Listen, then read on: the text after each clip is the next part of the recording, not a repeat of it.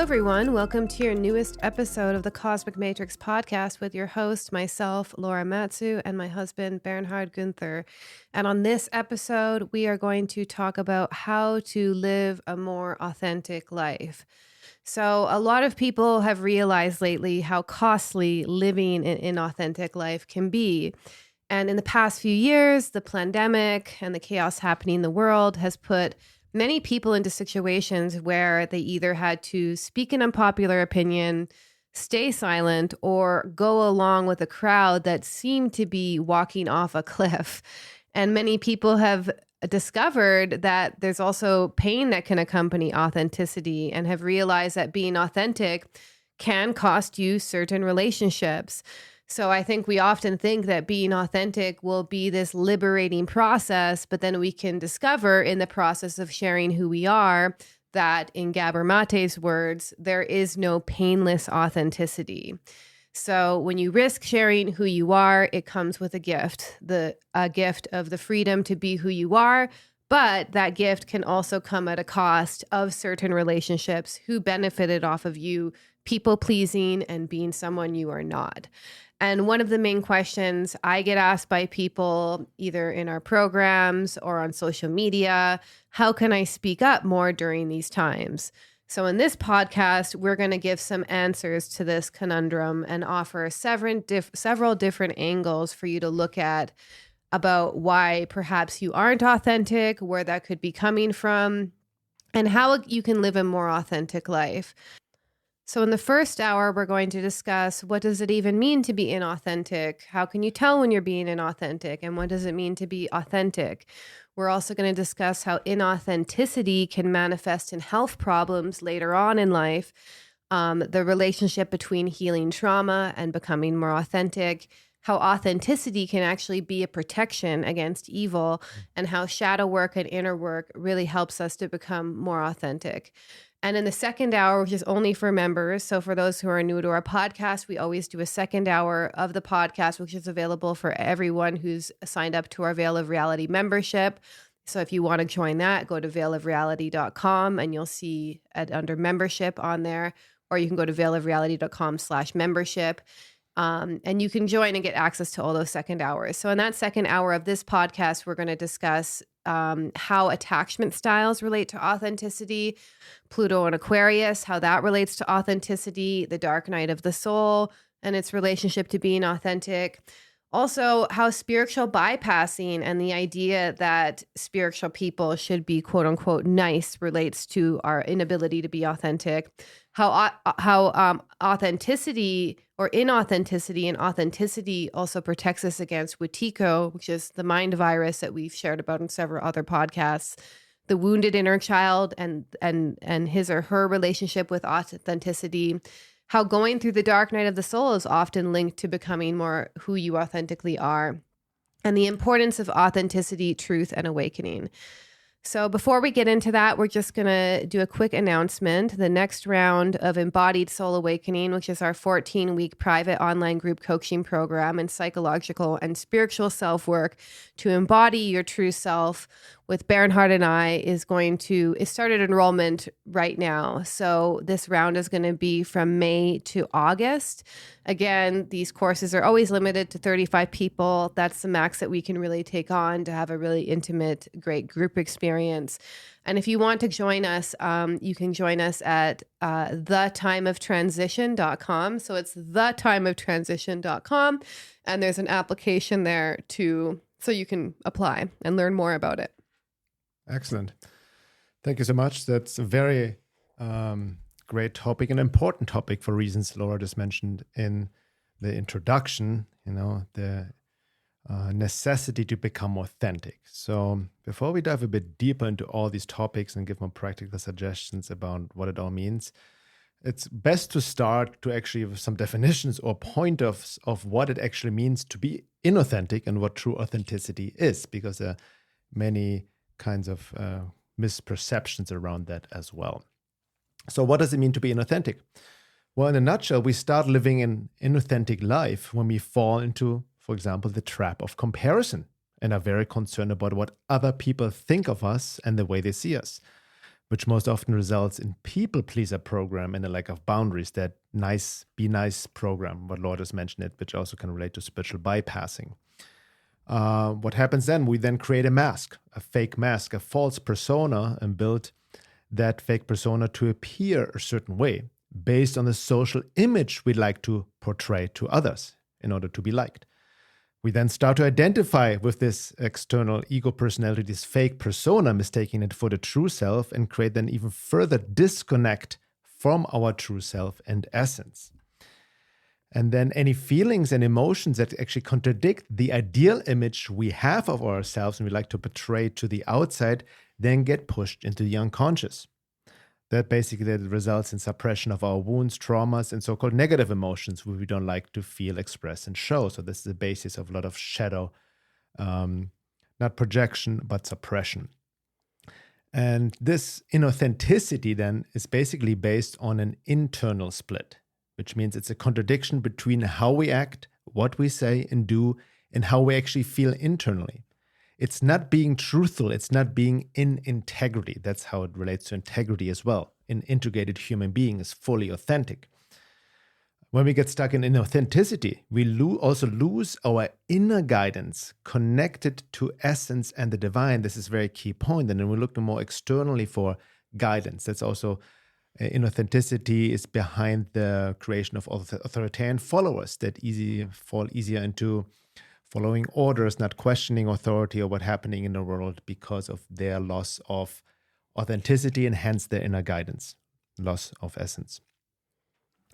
The more severe this internal split, which also is most often due to trauma, wounding, and obviously conditioning, the more we look externally for happiness, guidance, love, and fulfillment, and the more we create the false personality we start to identify with, again, mistaken for the true self. Now, over time, living in an inauthentic life can also result in depression and even illness and disease, which we'll talk about later on. No matter how much you try to think positively or how much you may even take care of your physical body with right nutrition, diet, and exercise, right? This is also very important to understand. This dissonance between how you present yourself to the world at the cost of your authenticity is an internal conflict that also keeps your creativity and also abundance stifled. And we can see this conflict, this internal conflict, mirrored in the world. Why? Because as within, so without. The outside world is also a representation of our inner life, of humanity's inner life, inner chaos, inner fragmentation. And we can see that we, for the most part, live in a fake, superficial world because most people are, quote unquote, fake, superficial, and disconnected from essence, being inauthentic with themselves and others because they're identified with the false program personality they mistake for the true self. So I also just want to add that inauthenticity and identifying with a false self is the norm in the world. So when you go amongst the world, you're going to see a lot of people who have a certain persona that they put on that's not in touch with their real feelings and emotions, because they haven't even looked into that. I think emotional suppression is the norm in our society, in the Western world at least. So we have people who build up these false personas to protect themselves against having to feel how they really feel. And that's who we interact with. So when we start to even become a little bit more authentic, we have to be doing it just for us. We're not necessarily doing it because all of a sudden, we're going to have these amazing, authentic relationships. That will come eventually, but we have to do it because of the liberating feeling it feels, way it feels rather, to be who we really are. Like that's the point of a lot of psychological, and I would even argue spiritual self-work, is to be more authentically who you really are, connected to God. On that note, it reminds me also, it's important to understand, since it's such a program where people are conditioned to be inauthentic because they identify with the false self, it's not that they're purposely being inauthentic. They think they are authentic. Yes, right? They haven't looked further. And I think that this dissonance between how you present yourself and how you feel inside, if you're someone who starts to go within, engage in any work, that dissonance gets even more and more uncomfortable. And, a lot of people that at least I speak to want more deeply fulfilling relationships on a soul level. But, it's as the famous Mott Kahn quote, people can only meet you as deeply as you've met them, as they've met themselves, and you can only meet people as deeply as you've met yourself. So if you want true intimacy and soul connections with people, you have to be meeting the world in that way, and not in a way that you think of like a conscious person or a spiritual person acts like. You need to be raw and honest and vulnerable with yourself, and then you can extend that to how you relate to others. So on that note, let's list some pointers what it actually means to be authentic. Well, number one, authenticity is not a role play. It's not to certain rules how to behave in a certain way. That's, again, another persona mask. Very important to understand.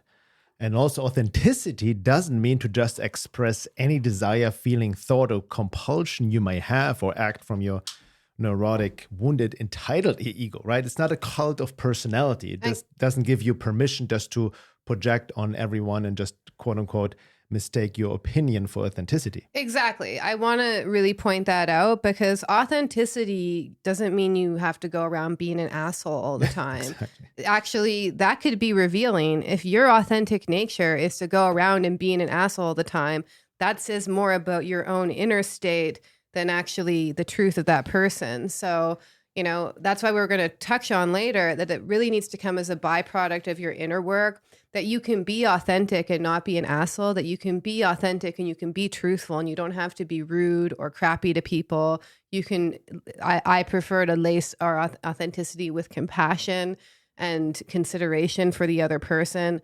So I think that's a really common misconception that people say, oh, I'm just being authentic. And it's like, no, you're actually just being an asshole. And then you're saying it's authenticity, but it's just you wanting to be a jerk. You mistake your shadow projections for being authentic. Yeah, and maybe those are your authentic shadow projections. Yes, that's right.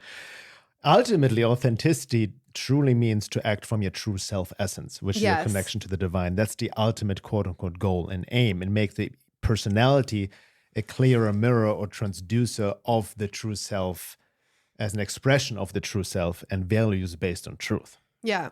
And ultimately, then there's no division between your outer and inner life. You're not hiding or living two lives, which is a key point. As Laura just mentioned, I've seen many people started to live or living two lives, and especially what happened over the past 3-4 years with how they present themselves to the outside world, what they say, but what they really think and feel within themselves.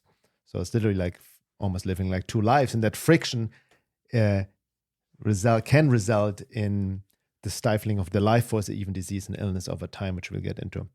Now, genuine authenticity means also to be in touch with your true self, your essence, the divine within. It also relates to, as I hinted at before, your inner guidance, intuition, and express this essence through the instrument of the ego personality. That's it, kind of the overview in a nutshell. And ultimately, and we'll talk about that as well, authenticity relates to the process of individuation. And we have talked about this before in other podcasts, the process of individuation, getting out of the consensus state of the masses. Yeah.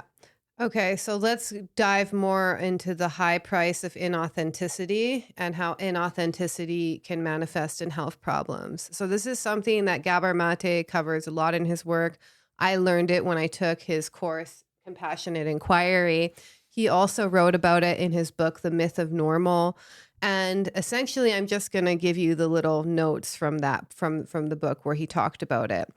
So basically, he begins by referencing how in 1987, a psychologist named Lydia Temoshok proposed that there was a personality known as type C personality who had a high instance of cancer and other illnesses.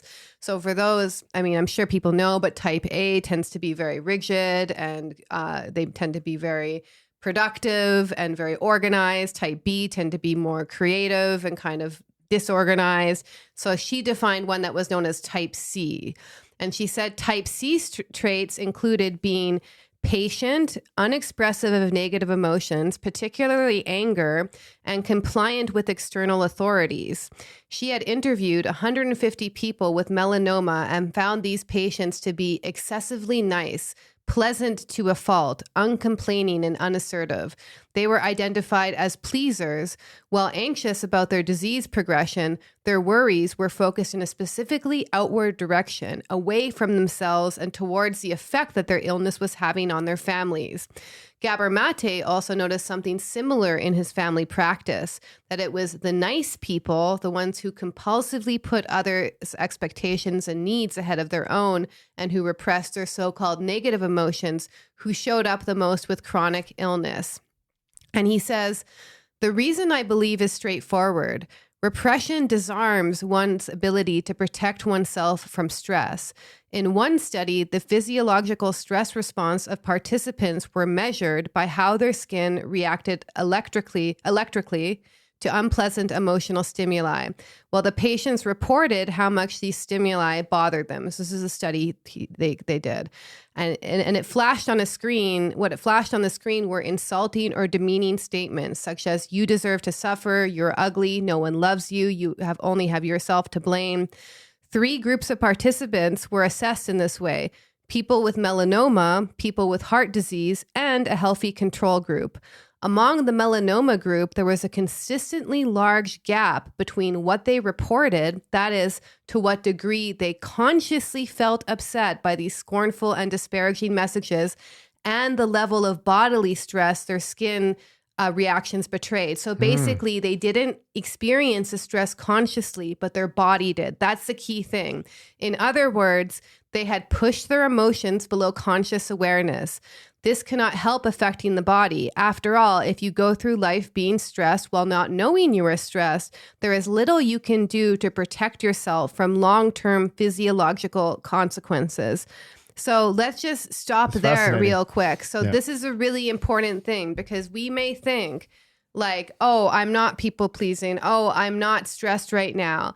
But your body can be telling a totally different thing. Like, I've seen this a lot of the time, even in myself, that, you know, you think you're not stressed, but you actually are stressed. And if you're used to emotional suppression as a default, what you're used to as your default state could just be a state of stress as well. That's really fascinating. So then people maybe even thinking they are not stressed out, but it's so suppressed.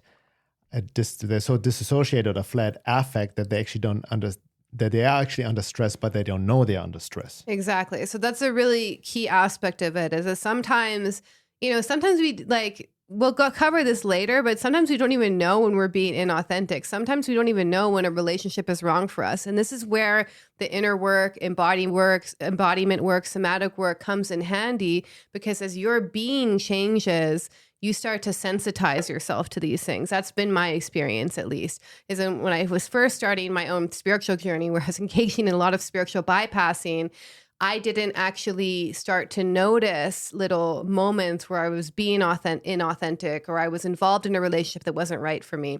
But when I got into somatic work, which is why we focus so much on somatic work and embodied soul awakening, I started to sensitize my body to the point where my reactions to people, situations, my authenticity started to change radically, because I was more in tune with those bodily sensations. Okay. So to just close it off, here's Gabor Mate's list of the personality features most often present in people with chronic illness. And he says he's found them to be present but prominent, not only present but prominent among people with all manner of chronic illnesses, from cancer to autoimmune disease to persistent skin conditions to a gamut of maladies, including migraine headaches, fibromyalgia, endometriosis, chronic fatigue syndrome, and many others. In these particular order, these traits are: 1, an automatic and compulsive concern for the emotional needs of others while ignoring one's own. 2, a rigid identification with social role, duty, and responsibility, which is closely related to the next point. 3, overdriven, externally focused, multitasking, hyper responsibility based on the conviction that one must justify one's existence by doing and giving. 4, repression of healthy self-protective aggression and anger, and harboring and compulsively acting out 2 beliefs. 1 belief being, I am responsible for how other people feel, and 2, I must never disappoint anyone. And he basically summarized in the book that we have two core needs that are sometimes at odds with each other: a need for attachment and a need for authenticity. So I'm about to play a video about that, but did you want to add anything to what I just said? No, I want to also share something about a little story Gabor Mate talked about, but go ahead and play that video first. When a child is born, the child has two needs. The first need is for attachment. And attachment is contact, connection, love. Without that, the human child does not survive. Any mammalian child or even an avian child doesn't survive. So that as soon as you get past the level of reptiles, the reptile is hatched, the mother's long gone by then, and the reptile infant either lives or dies, but there's no attachment to a parenting figure. As soon as you get to the level of birds now, the baby bird has to have an attachment with the parents. The parents have to be attached to the baby. Otherwise, the infant simply does not survive. Mammalians even more so, and most so the human, because we're the least developed, the least mature, with the least developed brains, and the most dependent for the longest period of time of any creature in the universe. So our attachment needs are enormous, and they remain important throughout lifetime because we have to have attachments to form societies, social groups, without which we don't survive. So attachment is a huge need. We have to connect, belong, be loved by, and love. That's just a basic human need.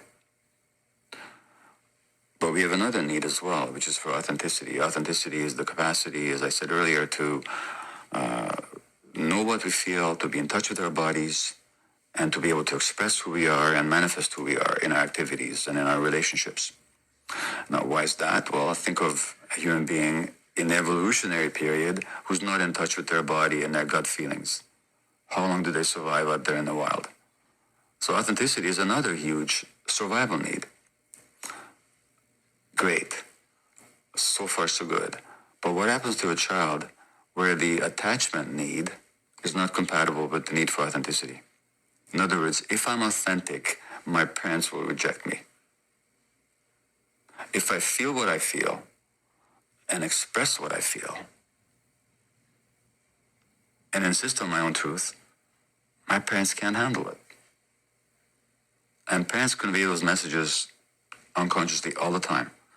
Not because they mean to, not because they don't love the child, not because they're not trying to do their best, but because they themselves are suppressed or traumatized or hurt or stressed. So I convey that message many times to my children, believe me, without any conscious desire to do so. In fact, it was the very opposite of what I wished to convey. But that they're not acceptable the way they are, with their emotions the way they are, that's the message my kids got when they were small. And most children get that in our society. Now, what does the child do with that? Well, if I give up my attachment for the sake of authenticity, I lose my relationships on which my life depends. Therefore, there's no question. What becomes suppressed is our authenticity, our emotions. And then we become 25 and 30 or 35, 40, and we don't know who we are. And somebody asks us, what do you feel? You say, I have no idea.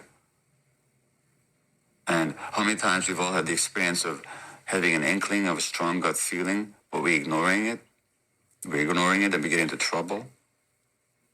Well, that tells us what happened. What happened was that at some point we found out that it was too costly for our attachment relationships to be in touch with our gut feelings. So then it becomes not our first nature, but our second nature, to suppress our feelings, to lose touch with ourselves, and to suppress our gut feelings. And then we pay the cost later on in the form of addictions, mental illness, or any range of physical illnesses. But it all began with this tragic conflict that children should never be confronted with, but are all the time, between authenticity on the one hand and attachment on the other. And even as adults, so many people are suffering because they want to be themselves, but they're afraid to be because they know, or at least they fear, that if they're themselves, they're going to lose important attachment relationships in their lives. Yeah. So that's how we'll be talking about this as well, how authenticity relates to attachment. Yeah, that's he just summarized it, is that there is no, in his words, it's not from this video, but he says there is no painless authenticity.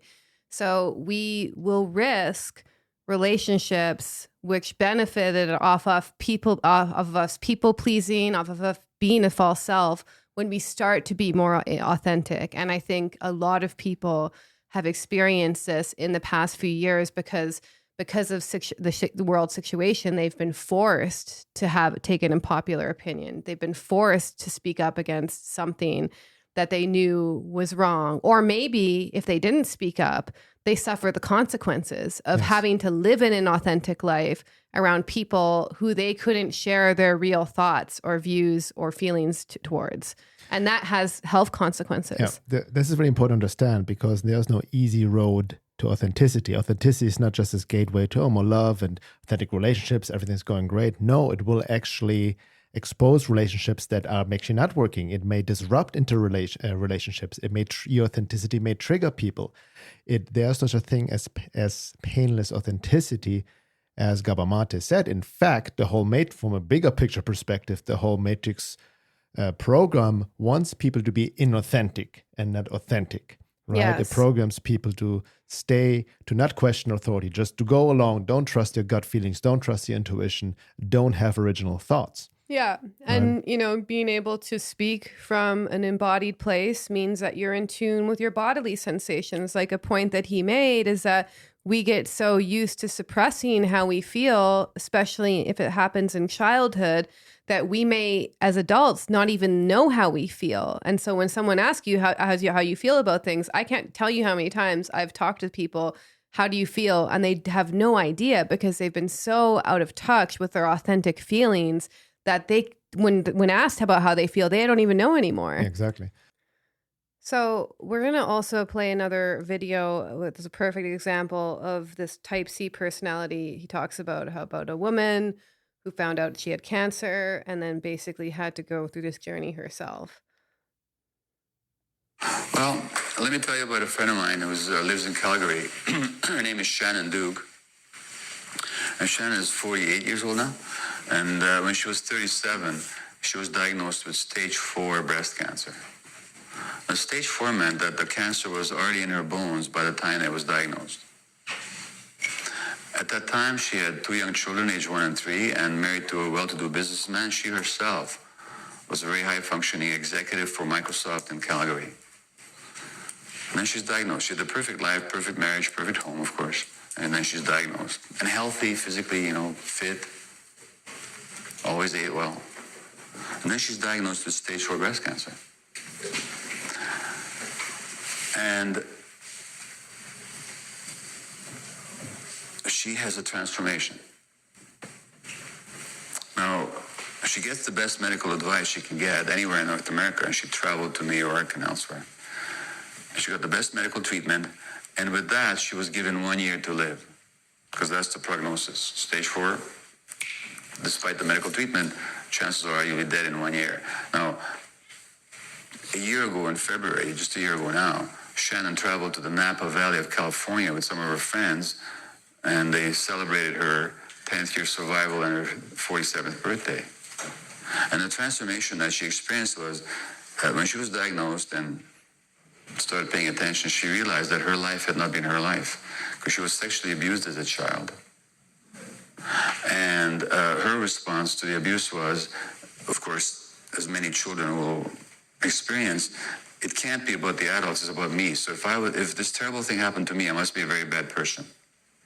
So I have to be very good to compensate. So the good daughter who doesn't talk about it, doesn't disturb the waters, the good employee, the good student, the good wife who doesn't talk about the husband's addiction issues, because that would again disturb the waters. And when she's diagnosed and she decides she wants to live, she says, the hell with all this perfection and goodness. And she confronts her family of origin about the abuse that she had endured, and she confronts her husband, and she starts living authentic. And she leaves the job, by the way, which wasn't her. Wasn't really expressing who she was. Now, 11 years later, the cancer is still in her bones, but it's completely inactive. But she knows that if she wants to stay alive, she needs to stay authentic. Boom. So that I believe that many of these issues are reversible. I'm not promising a cure here to anybody, but Shannon really underwent a major self-journey. And she continues every day to work at it, and she practices her spiritual ways, which she ignored all those years, and she pays attention to herself, and she keeps clearing this stuff out, and she's the picture of health. Her and I give workshops together sometime. So that there's ways to get there, but it's a commitment. And of course, it might threaten the attachment relationships. So that's always your call. So that's the key thing, because she, and what's interesting is that the way that he painted in the beginning, oh, she had a great relationship, great life, great job, which is something I hear from people a lot, is that, oh, I have a great relationship, great job, etc. But then when she started being authentic, the case was actually different, that her husband was addicted. She wasn't saying anything, that she was sexually abused as a child, and that was affecting her, that she, in fact, didn't really align with her job. And she had like a very highly successful job, but it was not her. Mm-hmm. She maybe just did it for the money, for the image, for attention, to cover up deep internalized shame. We talked about that before. So that's very profound, very understanding, very important to understand. And that goes back to what she actually started engaging as deeper psycho-spiritual work, to connect to essence, the true self, to be that authentic self. And her body was giving her all the signals and, getting sick of not living her authentic life. And I would argue that goes back to this internal friction I mentioned before between how we present ourselves and who we truly are within ourselves. And for most people, they're not even aware of that split because it's unconscious. Yeah. And the defense mechanisms and the lies that they tell themselves cover it up, which is really kind of one of my biggest points, is that you can't be authentic unless you're first honest with yourself. Yeah. And I heard many stories about that before as well from some clients I've worked with back in the past in my bodywork practice. That's also maybe the classical midlife crisis that happens around 40, right? When people realize that they have not lived their own life. Yeah, I've seen it happen all ages. So not just the Uranus opposition or the midlife crisis. So did you want to share also about Elizabeth Kubler-Ross and what she said about it? Yeah. So there's this amazing woman, Elizabeth Kubler-Ross. Some of you may have heard of her. She has done work, I think, in the 60s, 70s, and 80s for decades. She was called the Death Lady, not because she is an evil person, but she has worked with people dying on the deathbeds, help them transition, right? Very profound work. She's also coined these famous 5 stages of grief. That's based on her work. But obviously she was present of many, many thousands of people dying at the deathbed and hearing their last wishes or their last words. And with it, there were some regrets people voiced when they were dying. And it's fascinating that the most common regret, according to her, of people on their deathbeds was that they said that they wished they had lived a more truthful life with more authenticity, and that they didn't live their own life.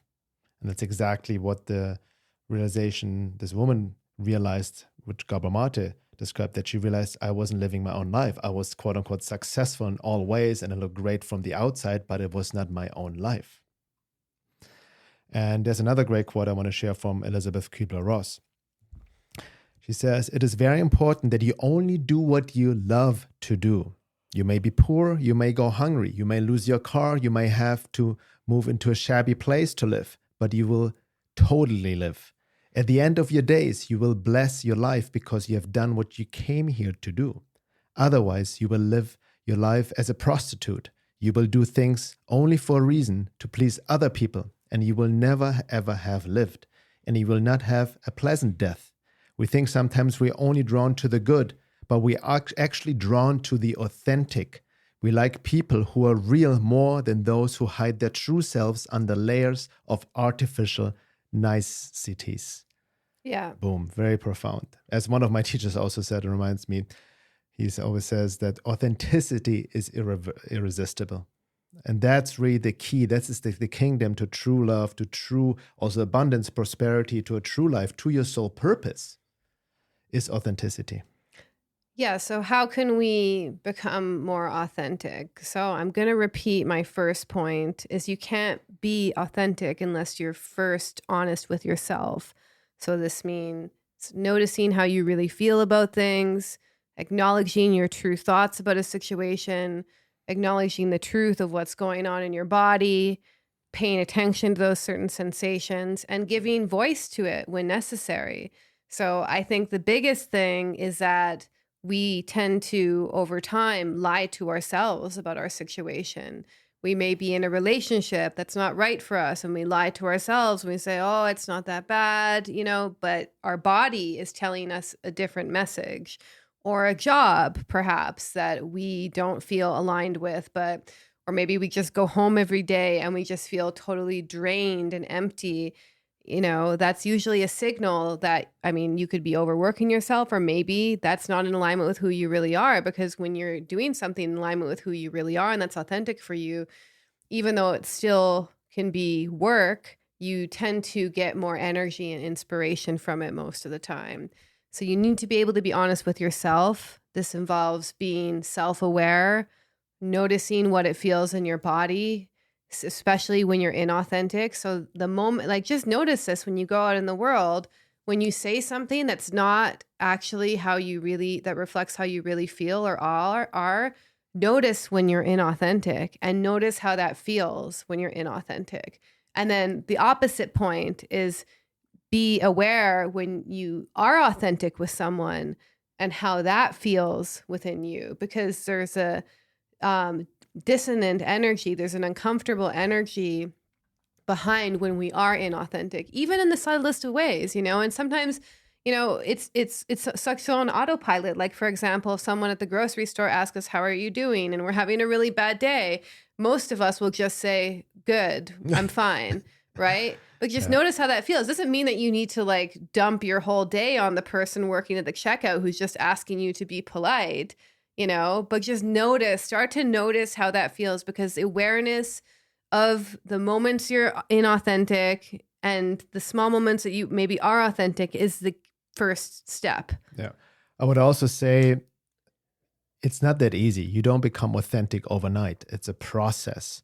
Because as Gabor Mate said, inauthenticity is based on suppression of a lot of emotions, feelings, and all these kind of things. So becoming more authentic with yourself, stepping into that, will open up not a can of worms, but will up deeper layers of your being, of maybe emotions and feelings you have suppressed for a long time that may not, quote unquote, feel good, but need to be felt in order to be transmuted, to become even more authentic and connect you to your true self and essence. Yeah. Because inauthenticity is a defense mechanism for all the stuff we don't like to feel or see. Exactly. And we'll go into more of what is driving that inauthenticity in the second hour. Mm-hmm. So noticing when you're inauthentic, noticing when you are authentic.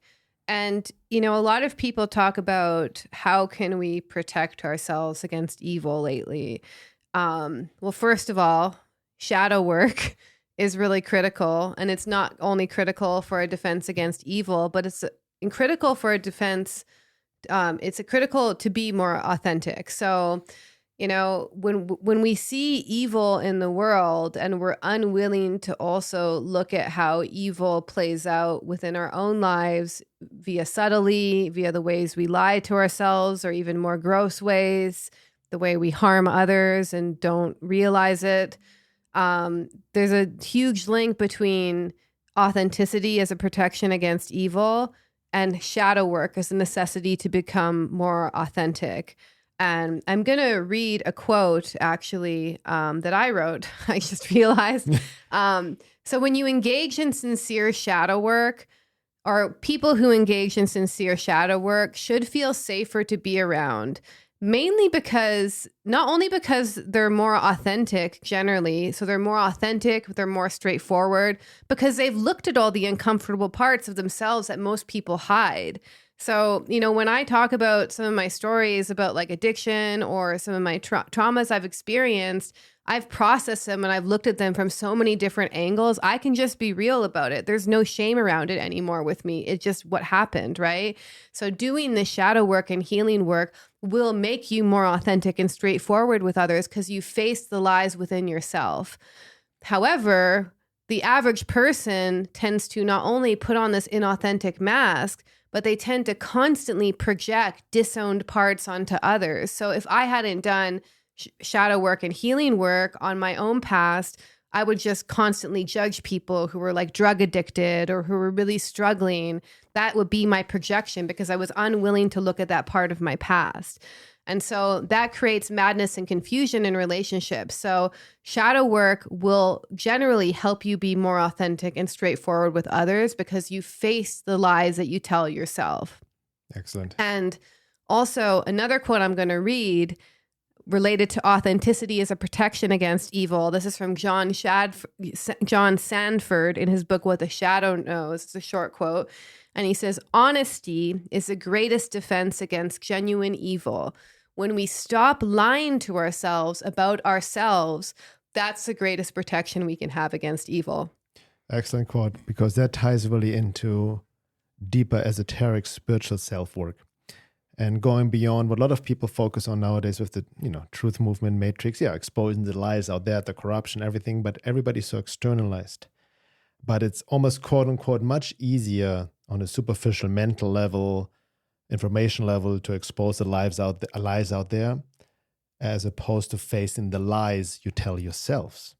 And from an esoteric perspective, as Gurdjieff said as well, lies to the self are the most harmful, more harmful than anything else, because you betray yourself. Yes. You go against your own nature. You go against your essence. You go against your soul purpose. And that's how you're then being manipulated by the occult forces, by the matrix, by Wetiko. Wetiko, we'll talk about this in the second hour. Wetiko feeds the inauthentic self. It wants you to be a copycat of of your true self.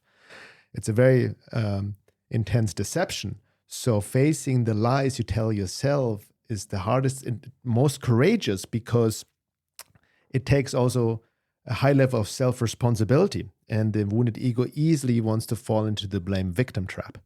Yeah. And speaking of just touching on what you said about betrayal, is that when we end up in relationships where we experience continued betrayals of trust, someone isn't who they said they were, a lot of the times, and what I've noticed in myself, in my own life, in other people I've worked with, is it's actually stemming from self-betrayal, meaning your body, your gut feeling, there's something within you that knew that something wasn't right and you didn't listen to it. So the betrayal we experience in the external world is a reflection about how we self-betray, listening to our own feelings and gut feelings about someone. Yeah, and I just want to say I definitely can confirm this because on a personal level, I've experienced quite some deep betrayal over the past couple of years from some friends, longtime friends. But after deeper self-inquiry, it's true, I was betraying myself because I didn't trust my inner impressions, my gut feelings, and what I've already felt, and was projecting it externally. So self-betrayal relates to facing the lies within. Yeah. So I'm going to close with one more Gabor Mate video, just a short 1-minute video, and then I'm going to talk about inner work and how it relates to authenticity. So here is, it's only 30 seconds actually. So here we go. It's true. If you're authentic, you might lose some attachment to relationships. That's going to be painful. But which pain would you rather have? The pain of being authentic and losing some friendships that were no friendships at all? Mm-hmm. Or the pain of losing yourself and all its implications and all its impacts on the body? This contest between attachment and authenticity can be a painful one, but you can decide which kind of pain you want. Very powerful. What do you want? Lose friendships that weren't authentic to begin with, or stay unauthentic and lose yourself? Yeah. And then even worse, it can end up in illness and cancer. So there's a high price to pay of living an authentic life. And I think it's really important we acknowledge that, and that our body will give signals. If we get in touch with our body, if we get in touch with our gut feelings, if we get in touch with ourselves through inner work, through sincere inner work, we can become more authentic. So I'm going to close with this quote by Marianne Woodman. So she's one of my favorite authors in the Jungian tradition. So, and she says, we know we can change ourselves when we realize that we are not dependent on how we feel or how others feel about us, nor on what the situation is around us. The values we hold, the choices we make within ourselves and for ourselves remain our prerogative. In most situations, if we begin to change, to do our own inner work, to accept our own darkness and work towards consciousness, the situation will change. We begin to emanate a different energy, one that exudes a sense of autonomy and authenticity. So she's basically elaborating on what we just said, that when you do your inner work, when you do your own shadow work, when you accept your darkness and works towards consciousness, not only do the outer situations change, but you emanate a different situation, one that exudes authenticity. So authenticity is a direct byproduct of your own sincere inner work. Excellent. Beautiful. So that being said, if you want to dive deeper into this inner work, psychospiritual work, again, we start enrollment for the 14th round of our Time of Transition Embodied Soul Awakening 14-week private group coaching program that's limited to 35 people and by application only. You can find out more about it at the website thetimeoftransition.com. Go there, find information, and fill out the application, and we'll be getting back to you. It's key point nowadays to step. Now, authenticity will also connect you to your deeper soul purpose. It's a whole spiritual process in itself. And now in the second hour, we dive deeper into attachment styles, what Laura and Dr. Gabamati just alluded to, and how they relate to authenticity. And we look into trauma and authenticity, the process of individuation in the context of Pluto and Aquarius, and how this relates to authenticity. It's a big Aquarius theme, authenticity, obviously.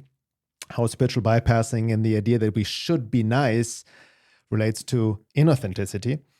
And we look into Wetiko, the spiritual soul mind virus based on Paul Levy's work and the Native American concept of Wetiko, and how this relates to authenticity and inauthenticity, along with the wounded inner child, the dark night of the soul, and into relationship between authenticity, truth, and awakening. Once again, if you're not a member yet, to have access to the second hour, go to my website, veilofreality.com/membership, and you can sign up there. And with that being said, we'll be right back.